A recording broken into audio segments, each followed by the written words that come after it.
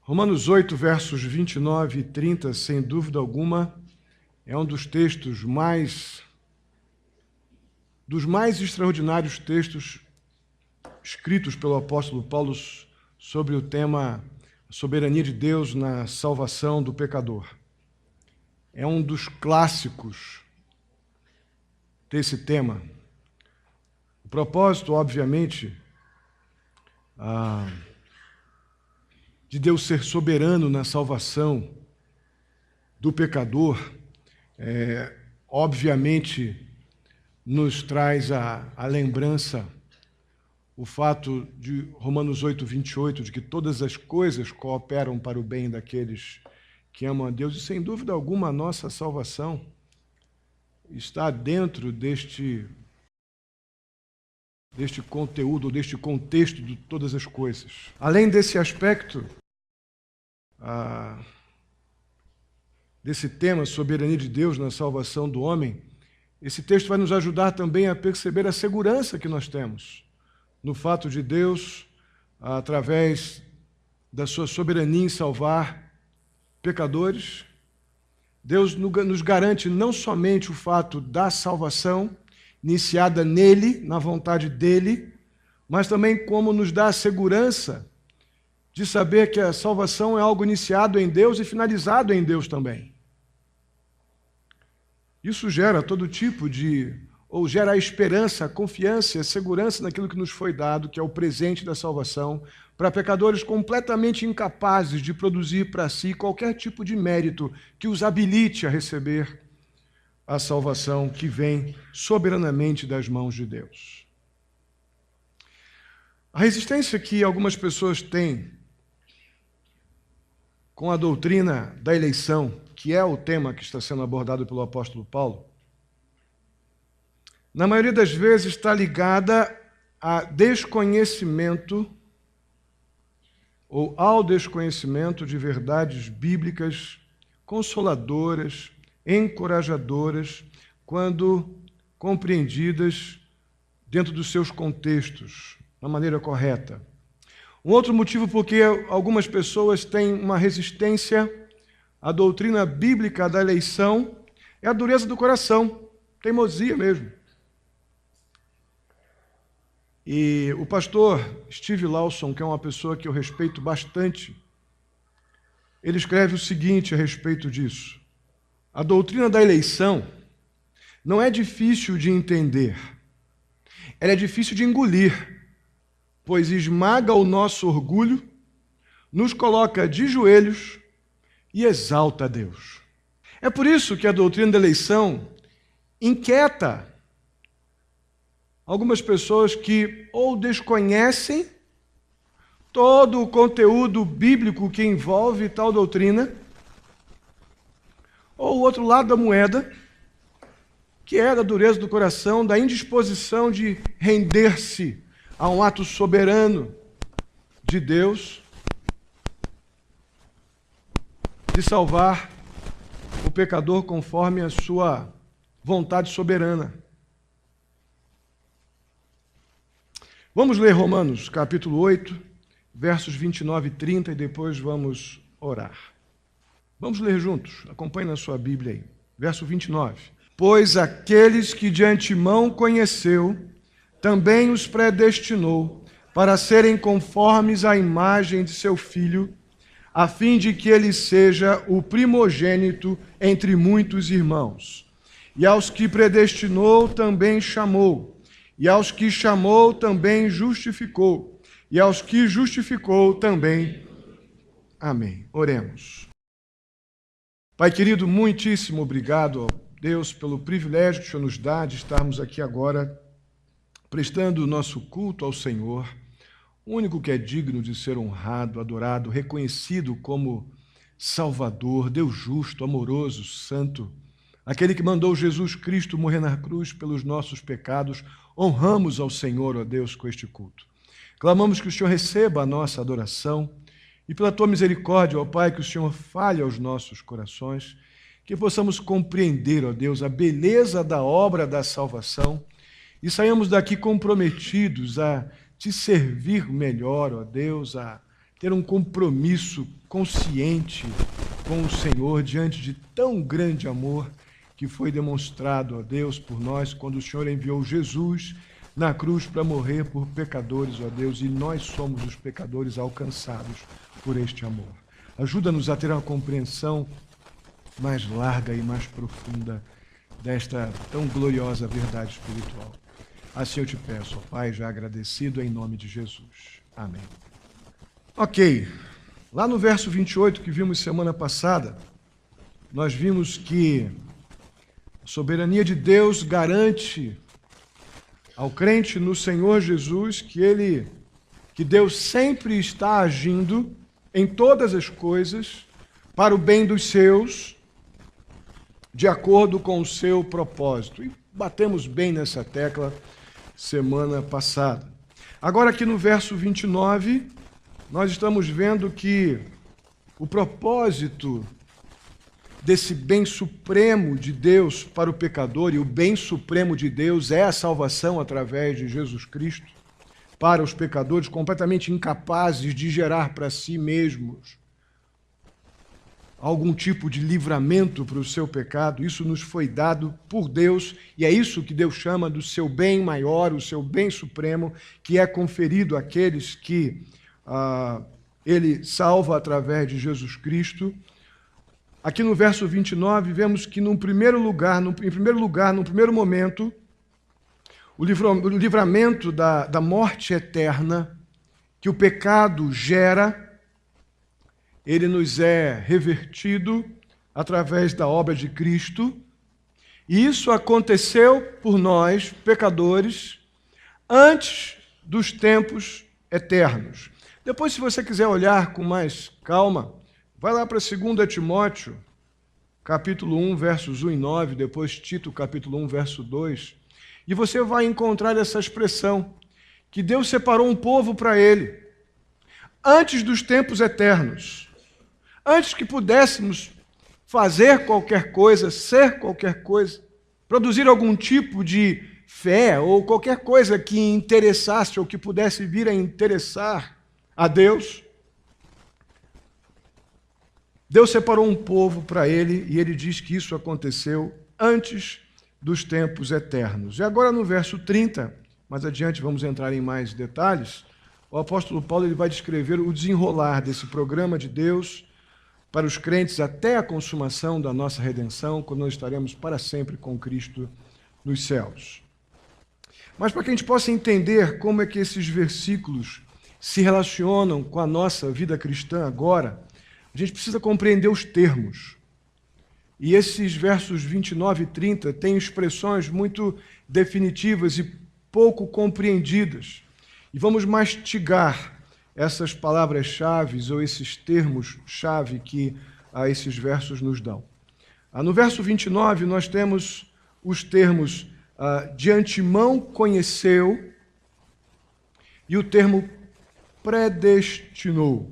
A presciência, ou a mesma ideia de antemão conheceu, é a mesma ideia de presciência, não é simplesmente um conhecimento que Deus tem por causa da sua onisciência ou alguma coisa meramente intelectual. Não é isso que está sendo dito aqui pelo apóstolo Paulo quando ele fala de antemão conheceu, dentro da ideia da presciência. O conhecer de Deus sobre as coisas não é um mero saber das coisas. O conhecer de Deus, o saber de Deus, lá no Salmo 90, verso 2, diz que ele vai de eternidade a eternidade. Deus é criador, o soberano sobre todas as coisas, da eternidade passada à eternidade futura. Tenta colocar data para isso. Não dá, né?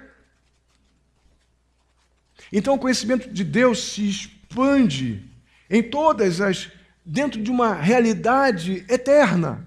Então o significado do termo de antemão conheceu, aqui no nosso texto, está diretamente ligado ao fato de nós sermos pecadores. E não no ato de pecarmos. O nosso problema imediato não é o fato de que pecamos. O nosso problema espiritual é que nós somos pecadores. O nosso problema é com o fato de que nós somos pecadores. E não imediatamente com a realidade da consequência, que é o ato pecaminoso. E Deus, na sua eternidade, Ele conhece plenamente o fato de que depois da queda de Adão e de Eva, eu e você, nós somos pecadores. Isso é um problemão que Deus enxerga desde a eternidade passada.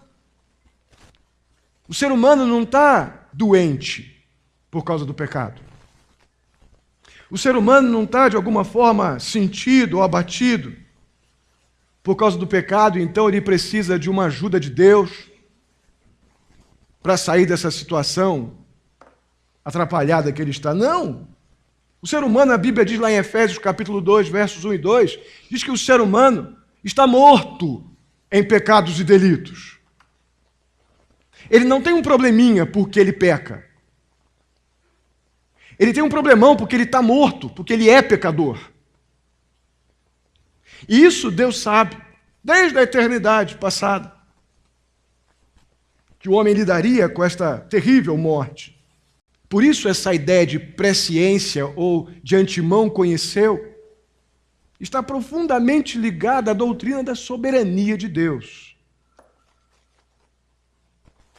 E está sendo muito interessante poder falar desse tema que está sem a intenção. Eu não tive a intenção disso, mas está concordando diretamente com a sequência de Malaquias, de quarta-feira. Até com a classe de doutrina, está batendo no meio. Não é? Oi? Instituto Bíblico. Não é? Os temas estão concordando assim, e eu não fiz isso de propósito, não. Isso é muito gostoso.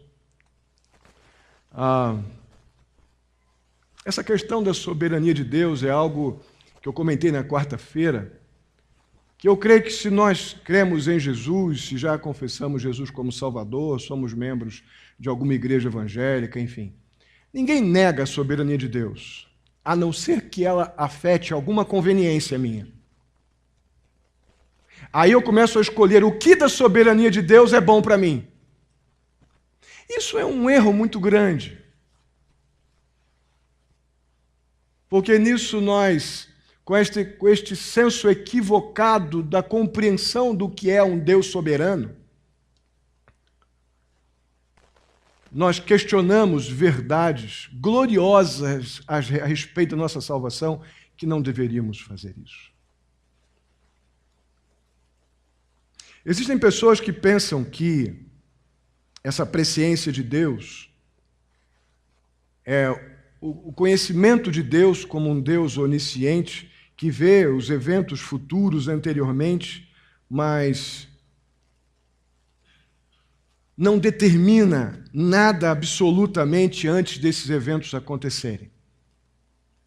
Deus, o Deus que não desconhece os fatos por ser Deus e por ser onisciente, mas que não predetermina nada antes desses eventos acontecerem. É como se Deus do céu olhasse lá para o corredor da eternidade e tomasse nota de todos aqueles que estão naquele corredor, que viriam um dia a aceitá-lo pela fé, e Deus então vai lá e toma nota no nome de todos, e depois então disso, num tempo por vir, Deus então os escolhe, os elege, mas isso porque Ele já, na sua eternidade, já os viu no corredor daqueles que serão salvos, então mais à frente concorda com a escolha deles. Mas infelizmente não é assim não. Eu louvo a Deus porque felizmente não é assim. Esse termo de antemão conheceu, em nosso texto, dentro do nosso contexto, ele significa explicitamente: Deus escolheu antes. De antemão conheceu. Deus escolheu primeiro, antes que aquelas pessoas, ou que qualquer pessoa pudesse vir a Ele pela fé. Se Deus tivesse olhado realmente como essa sugestão aqui propõe, tivesse olhado para baixo, né, do céu, lá para os corredores da eternidade, para achar alguém que iria escolhê-lo, irmãos, o fato é que Deus não acharia ninguém biblicamente não haveria uma alma ali naquele corredor. Sabe por quê? Porque não há ninguém que busque a Deus. Não há nenhum justo, nenhum sequer. Romanos capítulo 3, versos 10 a 11. O homem não é tão legal assim. O pecado estragou tudo, não estragou uma parte. O pecado estragou tudo. Isso não é Deus vindo ao encontro do pecador. E através do seu poder e da sua graça, ainda mediante o seu Espírito, convencer o homem do pecado e atrair o homem para ele. Nós naturalmente não vamos a Deus. Não é assim. A nossa natureza depois da queda ficou estragada. Eu creio que é importante nós lembrarmos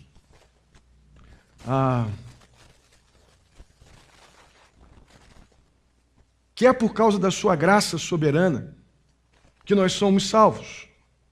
E não por qualquer coisa que a gente tenha feito.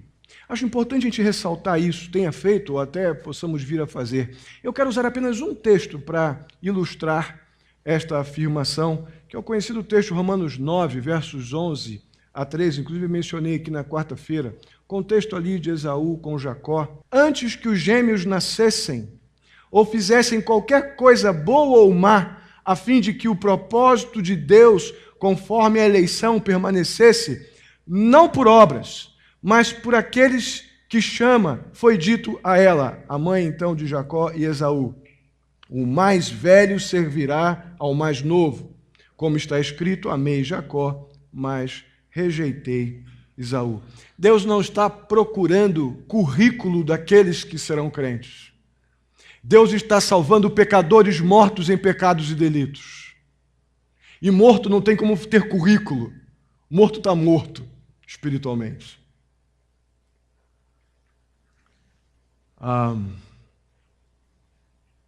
Então, o que nós, acredito que já podemos estar concluindo para o verso 29, é que o nosso Deus, Ele é o iniciador da nossa salvação, e nós somos aqueles que respondem. Respondemos sim.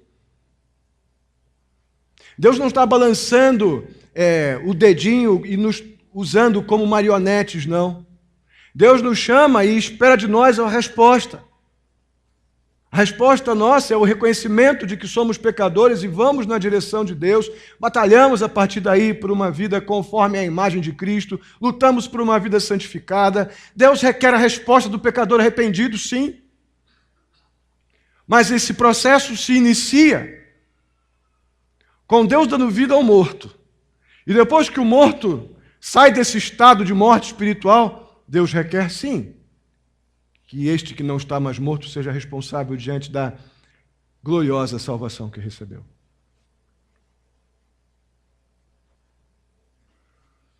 Então, de antemão conheceu, ou presciência de Deus, é sinônimo de eleição soberana. Então, no verso 29, nós vemos que depois que vemos que Deus de antemão conheceu, Ele predetermina o que serão aqueles que Ele soberanamente elegeu. Esse é mais um termo que nós temos que compreender corretamente. A melhor tradução para esse termo predestinou, dentro do seu contexto, significa tornar oficial, definitivo. O Deus que é soberano é o único que tem poder para predeterminar a história. Então isso quer dizer que o pecado do homem não pode impedir Deus de realizar o que Ele soberanamente propôs ou prometeu. O pecado do homem não frustra os propósitos de Deus, entristece a Deus que nós vemos nas Escrituras. Mas não frustrar o Deus soberano sobre a história. As palavras finais aqui, o finalzinho do verso 29, chamam a atenção para o objetivo final do conhecimento de Deus e do seu predestinar. O objetivo dele é a glória dele mesmo. Deus, quando separa um povo para ele e diz o que aquele povo será, o objetivo disso é sua própria glória. O objetivo disso é que ele seja exaltado e ele define bem claramente que é por meio de Jesus Cristo. Por isso que o tema da nossa mensagem é: a Deus toda a glória. Essa é uma verdade que tem sido banalizada demais. Por isso, quando você liga aí, né, um rádio, uma televisão e vê um testemunho de um e de outro, parece que Deus que é o beneficiário de eu ter sido salvo. É tanta coisa boa, eu era tão ruim e eu fui tão bom por ter sido salvo. Olha como minha salvação foi maravilhosa, parece que Deus que é o beneficiário. A glória é toda de Deus, toda ela, de todas as coisas, inclusive da nossa salvação. Nós temos uma certa dificuldade de pensar na salvação como o fim e o começo de tudo em nossas vidas, porque temos uma tendência estranha de olhar para Jesus e para a salvação, olhamos para Jesus como alguém que, normalmente, alguém que pode fazer alguma coisa por mim, física, humana, temporal, terrena. Olhamos muito facilmente Jesus como alguém que faz alguma coisa prática para o meu dia a dia. Mas somos muito lentos a olhar para Jesus como Salvador. Nós olhamos muito rapidamente para Jesus como um fazedor de coisas. Mas somos demorados em olhar para Jesus como Salvador. Aquele que na cruz promoveu o que nos livra do inferno. Como somos lentos, como amamos o mundo. Amamos o mundo de uma maneira tão intensa e as coisas do mundo, que a salvação se torna uma lembrança necessária quando estamos na UTI, no hospital ou com alguma crise muito grande. Mas quando estamos bem, a tendência é não pensar em um Jesus salvador, mas apenas em um Jesus funcional. Um Jesus que funcione para as minhas urgências terrenas. Isso é uma percepção completamente equivocada da soberania de Deus na salvação do homem. É errar o alvo no que diz respeito a compreender que a minha salvação não é por nenhum tipo de mérito meu. E quando eu compreendo que a salvação é algo que eu recebi pela graça somente, eu tenho uma postura de gratidão e de adoração a Deus que muda a minha mente, muda o meu culto. Essa expressão que nós vemos aqui, o a fim de que, no verso 29, ela aponta para a glória de Deus. Deus promovendo a sua própria glória, quando Ele salva pecadores através de Jesus Cristo, o primogênito dele. Olha o que o verso 29 diz. Pois aqueles que de antemão conheceu, também os predestinou para serem conformes à imagem do seu Filho, a fim de que, a ideia de igual a, primogênito entre muitos irmãos. Temos que pensar melhor nisso. Essa posição de primogênito nas Escrituras é uma posição, principalmente no contexto no primeiro século, isso tinha um peso maior, continua dentro da realidade de existir o primogênito, né, o primeiro filho, mas no primeiro século isso tinha um peso muito grande. Era uma posição lá antes ainda, né, nos dias do Antigo Testamento, nas Escrituras. A ideia de preeminência, de prestígio, de autoridade. Esse é o objetivo de Deus para Jesus Cristo em relação a nós. Ou seja, Deus está fazendo com que todas as coisas cooperem para o bem dos seus filhos. Vimos isso no verso 28. E Deus não só nos escolheu lá na eternidade passada, como também predestinou, determinou um plano específico pelo qual todos os seus filhos serão conformes à imagem do seu primogênito. Nós fomos chamados à salvação para estarmos conformados ao seu primogênito, e o primogênito de Deus é Jesus Cristo. É para a glória de Deus que fomos salvos. A nossa salvação não é um broche para pendurar na blusa, não é uma carteirinha de membro de igreja. Nossa salvação não é uma camiseta que vamos daqui a pouco estar comprando. A nossa salvação é uma honra, é um privilégio que Deus nos deu, nos tirando da morte espiritual e nos dando vida. Para a glória dele, para que sejamos cada vez mais parecidos com o seu primogênito, Jesus Cristo. Essa semelhança, essa imagem que nós estamos vendo aqui proposta conforme a imagem do seu Filho, é o caráter de Jesus Cristo que nós temos que mostrar como igreja, como crentes, como salvos. Temos que demonstrar, vivenciar este caráter de Cristo. A glória de Deus, ela está ligada inseparavelmente ao nosso bem ou do nosso bem, e podemos então, por isso, ter certeza de que Deus vai cumprir seus propósitos na vida daqueles que Ele salva. Porque a glória dele está envolvida. A nossa segurança eterna, nós temos garantida, a nossa salvação, ela é garantida por quê? Porque eu sou legal? Porque eu sou membro da primeira igreja batista de Mogi Guaçu? Não, é porque Deus tem a glória dele envolvida na nossa salvação. Que o Deus predeterminou que os salvos serão conforme a imagem do seu Filho, para que o caráter de Cristo seja visto através da igreja. É nisso que está a base da nossa salvação.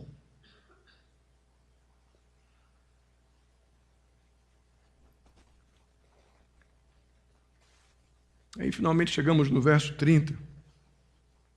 E aqui vemos o desenrolar do programa de Deus para os crentes, até a consumação da nossa redenção. Como que a coisa acontece? Como que se desenrola a salvação para aqueles que Deus predestinou? O verso 30 diz assim, vamos ler juntos? Aos que predestinou, também chamou, aos que chamou, também justificou, e aos que justificou, também.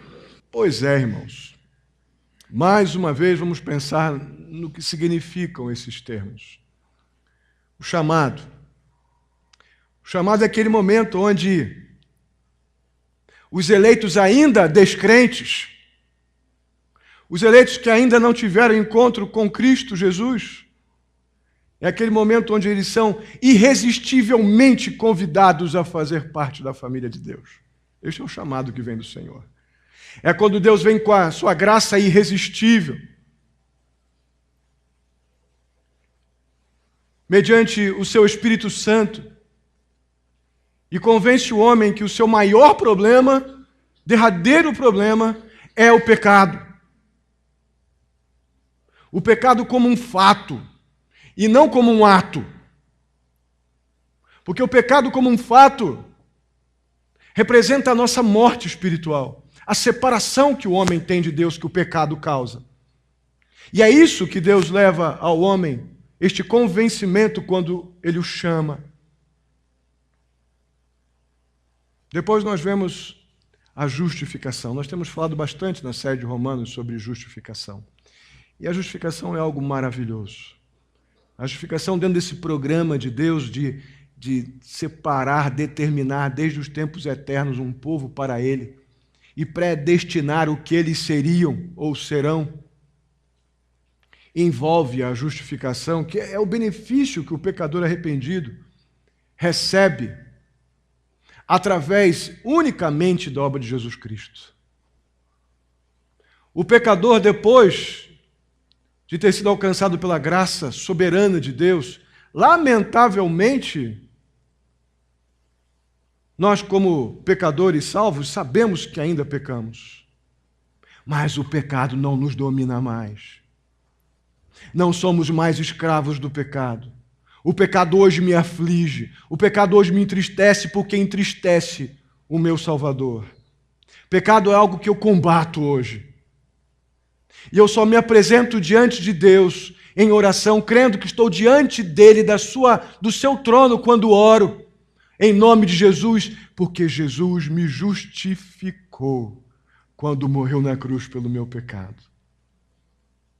É só por isso que o pecador pode apresentar-se diante de Deus.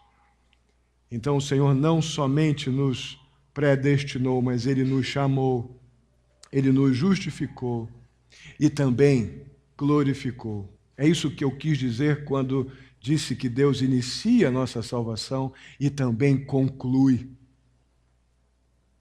A glorificação é aquilo que se dará na realidade quando estivermos para sempre com o Senhor. É uma realização futura. É tudo aquilo que Deus nos disse que seremos nele. É a glorificação. Algo que vai se consumar plenamente quando não tivermos mais essa dureza desse peso, como o apóstolo Paulo gemeu tantas vezes, né? O que faço é o que não quero, o que quero é o que não faço, quem me livrará do peso desta morte, esses gemidos de Paulo, porque ele lutava contra o pecado. Esta glorificação é quando não tivermos mais nada para gemer, porque estaremos para sempre com o Senhor. Tudo isso é providência divina. Perceba que desde a eleição até a glorificação, tudo está sob o controle de Deus. É Deus, é Deus, é Deus, é Deus o tempo todo em nossa salvação. Sabe qual é a nossa participação? É a do morto, sem poder fazer nada, e Deus soberanamente dando vida em quem não podia fazer nada por si mesmo. E aí então, nós, vivos em Jesus Cristo, o adoramos, o servimos, aí bendizemos o seu nome. Então, a partir da eleição até a glorificação, toda a obra, toda a glória, ela é devida a Deus. Amém. Irmãos, se Deus tem o propósito de nos conformar, de nos levar a estarmos identificados com a imagem de Cristo, seu primogênito, para que Ele seja glorificado nisso, nós não podemos achar que a santificação é opcional. Na verdade, o Senhor Jesus já afirma em Tessalonicenses: sede santos, porque eu sou santo. Então, santificação não é uma coisa que eu vou ser quando crescer, que eu vou, quando der, eu vou buscar uma vida santificada. Não! Se a nossa salvação está dentro do projeto de Deus em ser glorificado, porque nós estamos sendo conformados a cada dia à imagem do seu primogênito, se esse projeto de Deus é para que ele seja glorificado, logo, santificação não é opção. Se a glória de Deus está ligada à nossa santificação, nós temos que levar muito, muito a sério o dano que o pecado causa. Eu creio que foi no Instituto Bíblico essa semana, que nós temos que definitivamente parar de achar que temos que dar aula de teologia para as pessoas sem Cristo. Eu não tenho que ensinar teologia para as pessoas sem Jesus. A pessoa sem Jesus, ela tem que perceber, e obviamente isso é pela obra do Espírito Santo, eu sou aquele que anuncia a boa nova do Evangelho, mas Deus é aquele que convence o homem do pecado. O que as pessoas precisam saber é que elas são pecadoras e que o pecado é algo mortal. E que essa condição que elas se encontram, que você um dia se encontrou, ela nos separa de Deus. Estamos perdidos, mas Deus providenciou um meio para que não continuemos mais perdidos e mortos em pecados e delitos. Deus mandou o seu Filho morrer na cruz por pecadores. É isso que as pessoas estão carentes de ouvir, precisando urgentemente ouvir. Depois do discipulado, a gente ensina as belezas de Cristo, as verdades que temos na palavra de Deus, tão gloriosas e consoladoras. Mas o que o homem precisa saber é que ele é pecador.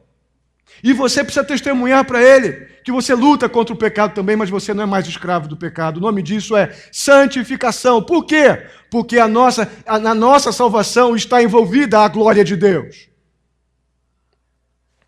Nossa salvação não foi um evento que aconteceu muito legal na minha vida e agora é uma lembrança do passado. Não! A sua santificação envolve a glória de Deus, porque Deus te salvou para que você seja todo dia mais parecido com o seu primogênito Jesus Cristo.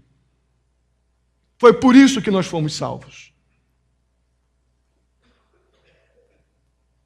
Então, a soberania de Deus sobre a nossa salvação, precisamos compreender também que ela não é desculpa para nós minimizarmos a nossa luta contra o pecado. Alguns podem pensar, né?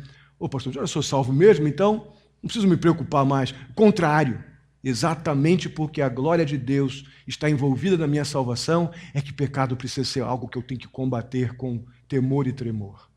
E tenho o poder do Espírito Santo para isso também. Se eu não faço, é negligência.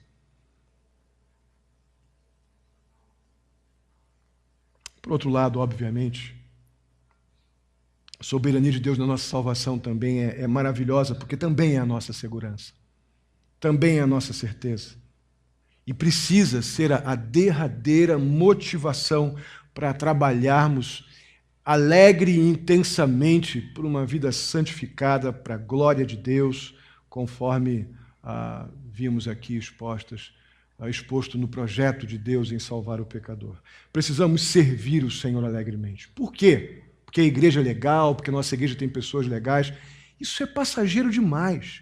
Daqui a pouco alguém pisa no teu calo e você não acha mais a igreja legal. Se você está dependendo de pessoas legais para ser um crente bom, você está perdido. Porque nós somos pecadores. Temos que zelar muito para que possamos continuar no amor de Cristo, pacientemente, cuidando, zelando uns pelos outros, exercitando o fruto do Espírito. Senão a gente se mata. É ou não é?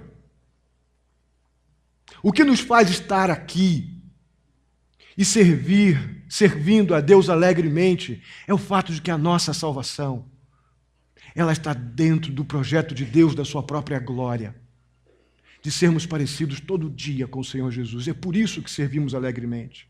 É por isso que devemos adorá-lo alegremente.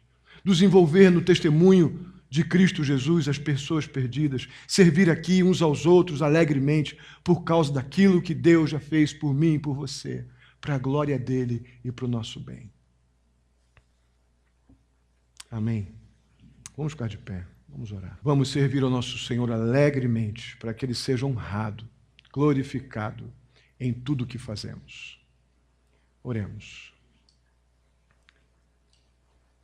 Pai querido, muitíssimo obrigado mais uma vez por podermos, Senhor, lidar com a Tua palavra, ó Deus, como ela está aqui. Não preocupados com que conceitos ou preconceitos, mas olharmos para a Tua palavra como ela está aqui. Ajuda-nos, ó Deus, a ter grande alegria na salvação que recebemos. Ajuda-nos a ter responsabilidade diante de tão grande salvação.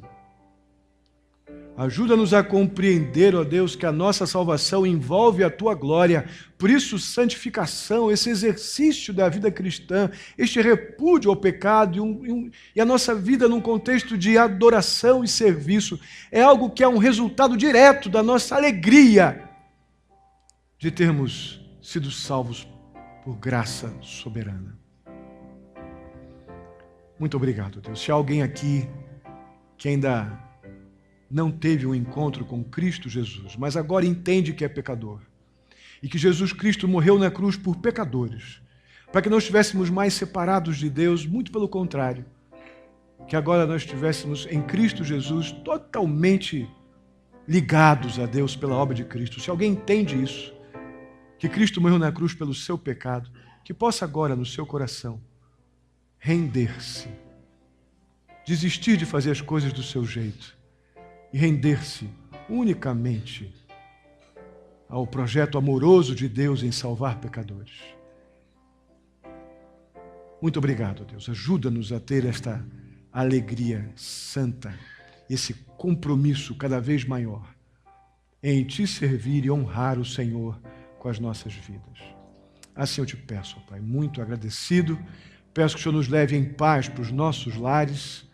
Dá-nos uma volta segura, ó Pai, uma semana abençoada. Nos dirige, ó Deus, nas decisões, no trabalho, na escola, na convivência familiar. Dá sabedoria, dá direção. Ajuda-nos a Te honrar em tudo isso também.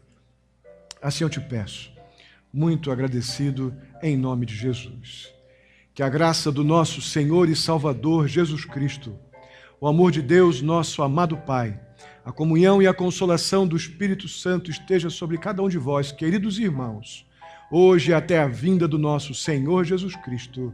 Amém e amém. Que Deus os abençoe. Podem sentar. Tenha o seu tempo de oração.